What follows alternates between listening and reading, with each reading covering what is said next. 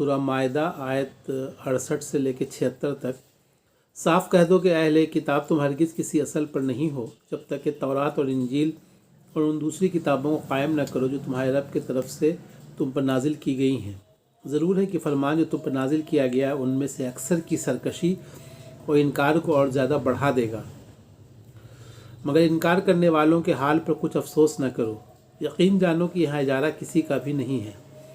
مسلمان ہو یا یہودی، صابی ہو یا عیسائی، جو بھی اللہ اور روز آخر پر ایمان لائے گا اور نیک عمل کرے گا، بے شک اس کے لیے نہ کسی خوف کا مقام ہے نہ رنج کا۔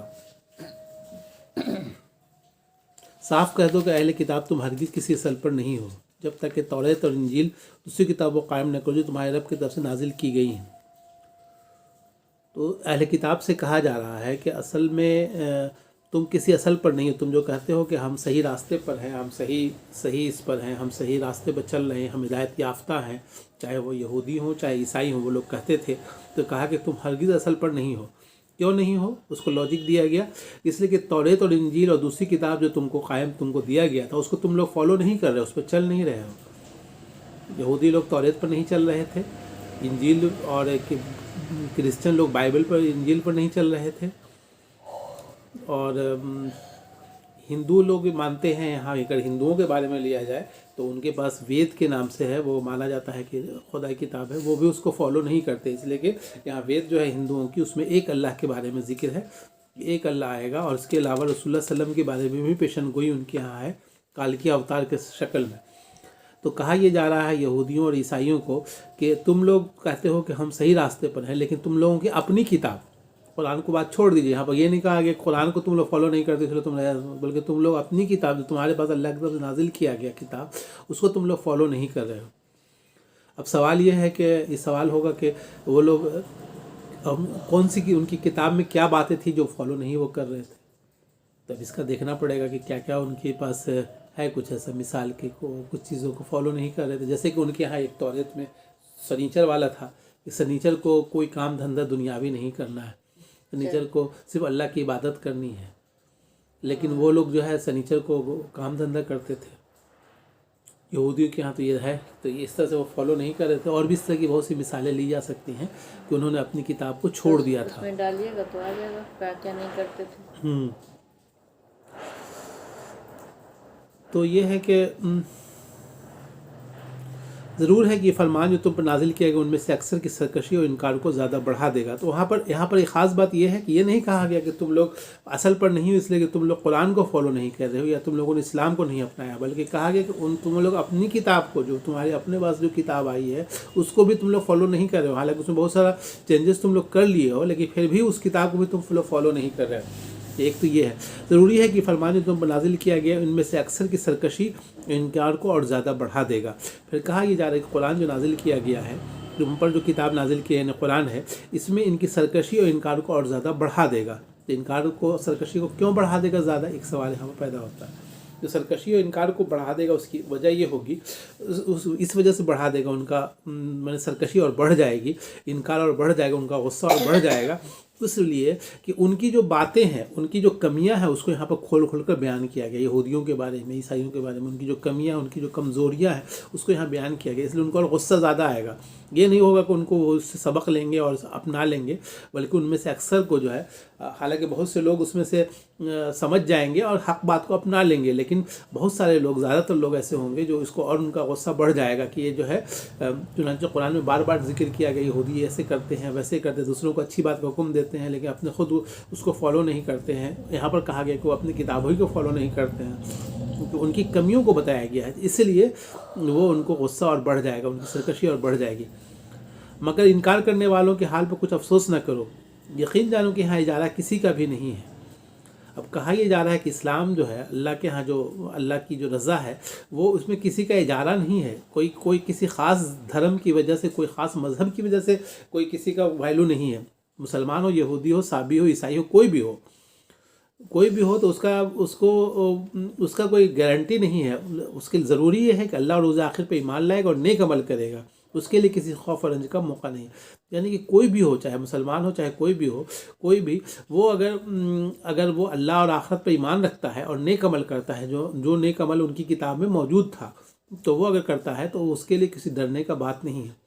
یہاں پہ ایک سوال یہ پیدا ہوتا ہے کہ اب آج کے زمانہ میں اگر جیسے جب یہ آیتیں اتری تھی اس زمانے میں تو قرآن اتر رہا تھا اور رسول صلی اللہ علیہ وسلم موجود تھے، تو یہ کیوں نہیں کہا گیا کہ اللہ کے رسول کو جب تک نہیں مانو گے تب تک تم ہے مسلمان نہیں، تب تک تم جو ہے اچھے نہیں مانے جاؤ گے؟ یہاں پر یہ سوال یہ پیدا ہوتا ہے۔ ہمیں کلیئر بول دیا کہ مسلمان ہو چاہے یہودی ہو چاہے کوئی بھی ہو، اصل میں یہ ہے کہ یہاں پر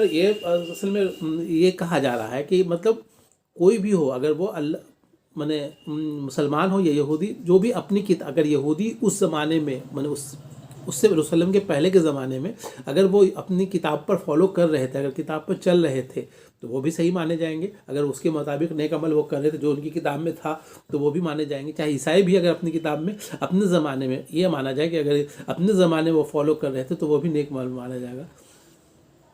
لیکن اب جو ہے آج کے زمانہ میں اگر کہا جائے تو یہ نہیں کہا جا سکتا ہے کہ اگر کوئی عیسائی اگر فالو کر رہا ہے اپنی کتاب کو، یا یہودی اپنی کتاب کو فالو کر رہا ہے وہ جنت میں جائے گا یا اللہ کی رضا حاصل کر لے گا، لیکن وہ نہیں، اس لیے کہ جب اللہ کی کتاب آ گئی، اللہ کو قرآن آ گیا، تو اب اس کتاب کو ماننا ضروری ہو گیا۔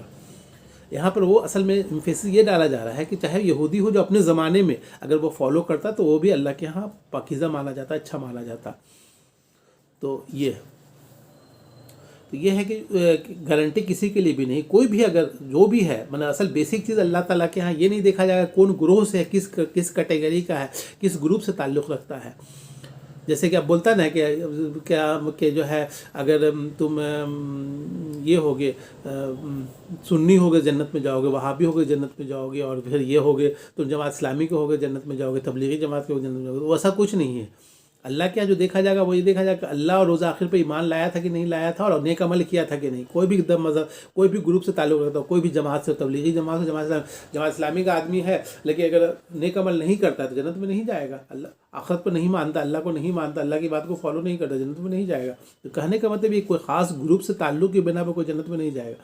بلکہ اس کے لیے بیسک کرائٹیریا یہ ہوگا کہ اللہ پر آخرت کے دن پہ ایمان لاتا ہے یا نہیں لاتا ہے، اور نیک عمل کرتا ہے کہ نہیں۔ تو یہاں پر جو بات کہی گئی ہے اس سے یہ فالو ایک بات پتہ چلتی ہے کہ یہودی اور عیسائی اہل کتاب جو تھے وہ اپنی کتابوں کو فالو نہیں کرتے تھے۔ آج ہم مسلمانوں کا جائزہ لیتے تو ہم مسلمان دیکھتے ہیں کہ مسلمان بھی اپنی کتاب میں جو کچھ ہے اس کو فالو نہیں کرتے، بہت کم کرتے ہیں۔ جیسے کہ سود کے معاملے میں سود لیتے ہیں، وراثت میں عورتوں کا حکم وہ نہیں کرتے ہیں، اس طرح کی بہت ساری چیزیں ہیں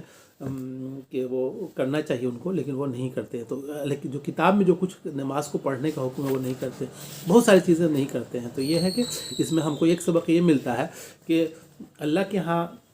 کتابوں کو، جو بھی کتاب اللہ کی طرف سے نازل ہوئی ہے اس کو فالو کرنا ضروری ہے۔ دوسرے یہ ہے کہ کوئی خاص گروپ سے کوئی تعلق رکھنے کے بنا پر جنت میں نہیں جائے گا، بلکہ آدمی کا اصل چیز دیکھا جائے گا کہ اس کا نیک اعمال ہے کہ نہیں، اللہ اور آخرت پر ایمان ہونا چاہیے اور اس کے بعد نیک عمل ہونا چاہیے۔ یہ بیسک کرائٹیریا ہے جس کے بعد ہی وہ جنت میں کوئی آدمی جائے گا، اللہ کی رضا حاصل کرے گا۔ اس لیے ہم کو اس پر دھیان دینا چاہیے کہ ہمارا کوئی خاص گروپ سے تعلق ہو کہ نہیں ہو، اہل حدیث ہے کہ نہیں، وہابی ہے کہ نہیں، سنی ہے کہ نہیں، اس سے کوئی مطلب نہیں، بلکہ اصل یہ ہے کہ آدمی کا عمل نیک ہونا چاہیے۔ ہم نے بنی اسرائیل سے پختہ عہد لیا تھا اور ان کی طرف بہت سے رسول بھیجے۔ بنی اسرائیل سے پختہ عہد لیا گیا تھا، ان سے عہد یہ کیا لیا گیا تھا، ان سے پختہ عہد یہ لیا گیا تھا کہ ہمیشہ تمہارے پاس رسول بھیجا جائے گا، اس کی بات کو تم فالو کرو گے، دوسرے کہ اللہ کی کتاب تمہارے پاس توریت جو ہے وہ رہے گی اور اس کو تم کو اس کے مطابق زندگی گزارنا ہے۔ موسیٰ علیہ السلام پر توریت نازل ہوا، اس کے بعد بھی کئی نبی گزرے، لیکن شریعت توریت والا ہی رہا، یہاں تک کہ عیسائیوں کو بھی توریت کا ہی حکم ہے کہ توریت کو ہی چلنا ہے۔ اسی لیے ان کی کتاب میں یہودی لوگ عیسائی لوگوں کے ہاں ایسا نہیں ہے کہ خالی عیسیٰ علیہ السلام والی کتاب، بلکہ ان کے ہاں پرانی کتاب کو بھی رکھا گیا، اسی لیے ان کے ہاں اولڈ ٹیسٹامنٹ ہے اور نیو ٹیسٹامنٹ۔ اولڈ ٹیسٹامنٹ میں توریت ہے اور نیو ٹیسٹامنٹ میں بائبل ہے۔ اس کے علاوہ ایوب علیہ السلام پر جو کتاب نازل ہوئی وہ بھی اس میں ہے، زبور داؤد علیہ السلام پر جو کتاب نازل ہوئی وہ بھی اس میں ہے، اس کتاب میں ہے۔ تو اللہ کے تو یہ ان سے عہد لیا گیا تھا کہ جو بھی رسول آئے گا، جو کتاب تمہارے پاس دی جائے گی اس کو تم کو فالو کرنا۔ ان کے طرف بہت سے رسول بھیجے، یعنی کہ موسیٰ علیہ السلام بھیجے گئے، اس کے علاوہ یوسف علیہ السلام بھیجے گئے، سلیمان علیہ السلام بھیجے گئے، داؤد علیہ السلام بھیجے گئے، عیسیٰ علیہ السلام بھیجے گئے، سب بنی اسرائیل میں بھیجے گئے۔ مگر جب کبھی ان کے پاس کوئی رسول ان کی خواہشات نفس کے خلاف کچھ لے کر آیا تو انہوں نے کسی کو جھٹلا دیا، کسی کو قتل کر دیا۔ لیکن جو بھی رسول آیا اگر ان کے نفس کے خواہش کے مطابق، ان کی پسند کے مطابق اس نے بات نہیں کہی تو ان کو اس نے جھٹلا دیا، قتل کر دیا، اس کی بات کو انہوں نے فالو نہیں کیا، اس کی بات کو انکار کر دیا۔ جیسے موسیٰ علیہ السلام کو ان لوگوں نے بہت تنگ کیا، بہت پریشان کیا، اور کسی نبی کو قتل کر دیا، یحییٰ علیہ السلام کو قتل کر دیا، اور زکریا علیہ السلام کو قتل کر دیا۔ اب نزدیک یہ سمجھے کوئی فتنہ رونما نہیں ہوگا، یعنی انہوں نے یہ سمجھا تھا کہ رسول کو قتل کرنے سے یہ کچھ فرق نہیں پڑے گا، لیکن اللہ تعالیٰ کی پکڑ تو آئے گی، ایسا کچھ نہیں ہوگا۔ اللہ کے رسول اللہ کی طرف بھیجے جاتے ہیں، اور اس کو اگر کوئی قتل کرتا ہے یا اس کو تکلیف دیتا ہے یا پریشان کرتا ہے تو اللہ تعالیٰ کی پکڑ تو آئے گی ہی۔ انہوں نے سمجھا تھا کوئی فتنہ رونما نہیں ہوگا، یعنی کوئی ان کو پریشانی نہیں ہوگی، لیکن ہوا، اس لیے اندھے اور بہرے بن گئے۔ انہوں نے سمجھا کچھ نہیں ہوگا، اس لیے جو کر رہے ہیں کرتے رہے۔ پھر اللہ نے انہیں معاف کیا تو ان میں سے اکثر لوگ اور زیادہ اندھے اور بہرے بنتے تھے، لیکن پھر بھی اللہ تعالیٰ نے ان کو معاف کر دیا کہ چلو ٹھیک ہے۔ اللہ تعالیٰ نے معاف کیوں کر دیا؟ اللہ نے معاف کر دیا اس لیے کہ بنی اسرائیل ہے، اور اللہ تعالیٰ غلطیوں کو غفور الرحیم معاف کرنے والا ہے، اور چانس دیتا ہے کہ اگر ایک بار بندہ اگر صحیح نہیں کیا چلو دوسرا چانس دے کے دیکھو، تیسرا چانس دے کے دیکھو۔ ہم لوگوں کو بھی غلطی کرتے ہیں، اللہ تعالیٰ چانس دیتا ہے۔ اللہ تعالیٰ نے معاف کر دی، انہیں معاف کیا تو ان میں سے اکثر لوگ اور زیادہ اندھے اور بہرے بنتے چلے گئے، تو اللہ تعالیٰ نے ان کو معاف کر دیا۔ تو ہونا یہ چاہیے تھا کہ ان کو پھر اللہ کی طرف پلٹنا چاہیے تھا، اللہ کے نزدیک جانا چاہیے تھا، لیکن اور زیادہ اندھے بہرے بن گئے۔ مطلب اندھے بہرے بن گئے کا مطلب نہ کچھ دیکھیں گے نہ کچھ سنیں گے، یعنی کہ نہ تو مطلب نبی کی بات سنیں گے نہیں، نہ نبی کی بات کو فالو کریں گے۔ اللہ نے ان کی یہ سب حرکات دیکھتا رہا ہے۔ اللہ تعالیٰ جو کچھ وہ کرتے رہے ہیں، یہ اہل کتاب، وہ سب اللہ تعالیٰ نے دیکھا ہے۔ یقیناً کفر کیا کرتے ہیں، ابھی بہت لمبا رکوع ہے، پورا کر لیجیے، پھر دیکھ لیے گا، جتنا دینا ہوگا دے دیجیے گا، یا کیا ایک دو آیت اتنا میں ہو جائے گا، ہو سکتا ہے۔ یقیناً کفر کیا ان لوگوں نے جنہوں نے کہا کہ اللہ یہ مسیح ابن مریم ہی ہے۔ اس کے بعد عیسیٰ علیہ السلام، عیسائیوں کے بارے میں ذکر ہو رہا ہے کہ ان لوگوں نے کفر کیا جن لوگوں نے کہا کہ اللہ مسیح ابن مریم ہے۔ ان کے یہاں کنسیپٹ تھا کہ تین خدا ہے، تین میں سے کا ایک ہے، مانے 3 in 1 ہے نا، the God, the son of God and the holy spirit, 3 خدا مانتے وہ لوگ۔ تو اسی میں سے وہ مانتے تھے کہ عیسیٰ علیہ السلام جو ہے وہ اللہ کے بیٹے ہیں اور وہ بھی خدا میں سے ہیں۔ حالانکہ مسیح نے کہا تھا، حالانکہ اب یہ ہے کہ انہوں نے مسیح علیہ السلام، عیسیٰ علیہ السلام کو اللہ کا بیٹا بنا لیا اور خدا بنا لیا، لیکن انہوں نے خود جو کہا تھا عیسیٰ علیہ السلام نے، وہ یہ نہیں کہا تھا کہ میری عبادت کرو، بلکہ انہوں نے کہا تھا اللہ کی بندگی کرو، جو میرا رب بھی ہے تمہارا رب بھی، انہوں نے یہ کہا تھا۔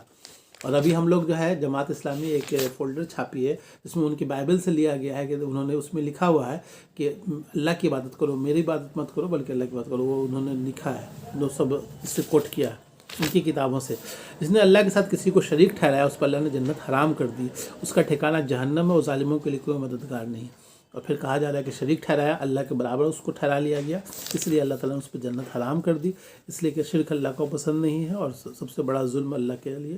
وہی ہے، شرک ہے۔ ٹھکانہ جہنم، ظالموں کا کوئی مددگار نہیں ہے۔ یہیں تک رکھا جائے اور آگے، بہت زیادہ، لیکن یہ بھی پھر آگے وہی ہے، 3 میں کا ایک ہے، پھر مسیح مریم ہی کے بعد چلا، لیکن ٹھیک ہے اتنا ہی تک رہنا چاہیے۔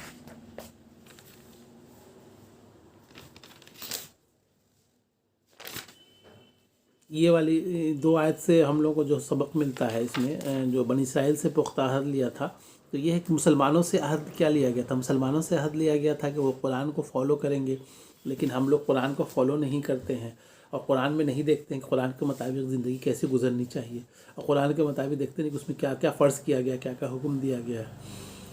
پھر یہ ہے کہ ان لوگوں نے تو اپنے نبیوں کو قتل کیا، ہمارے ہاں تو نبی نہیں آ رہے ہیں، لیکن ہمارے علماء جو ہے وہ آ رہے ہیں، اور ہمارے علماء کو بہت سے لوگوں نے پھانسی پہ چڑھا دیا، ہمارے بہت سے علماء کو، سید قطب شہید کو پھانسی دے دیا گیا، حسن بنا کو گولی مار دی گئی، مولانا مودودی رحمۃ اللہ علیہ کو بھی پھانسی کی سزا سنا دی گئی تھی۔ تو اس طرح سے بہت سارے جو علماء ہمارے اچھے نیک علماء تھے، ان کو لوگوں نے، مسلمانوں نے ہی ایسا کیا کہ ان کو یہ کیا، ان کو قتل کیا، ان کو تنگ کیا، پریشان کیا۔ دوسرے کی اس میں ایک آیت اور ایک اور بات پتہ چلی کہ شرک جو ہے، شرک کے بارے میں کہا گیا کہ جس نے شرک کیا اس پر اللہ نے جنت حرام کر دی۔ تو یہ شرک جو ہے اللہ تعالیٰ کو بہت ناپسند ہے، اور سب گناہ اللہ تعالیٰ معاف کر دے گا، لیکن شرک کو معاف نہیں کرے گا۔ اس لیے ہم لوگوں کو شرک، ہر طرح کی شرک سے بچنا چاہیے، اور جاننے کی کوشش کرنی چاہیے کہ شرک کیا چیز ہے اور اس سے کیسے بچا جا سکتا ہے۔ اللہ تعالیٰ سے دعا ہے کہ وہ ہمیں قرآن پر چلنے اور اس پر عمل کرنے کی توفیق عطا فرمائے۔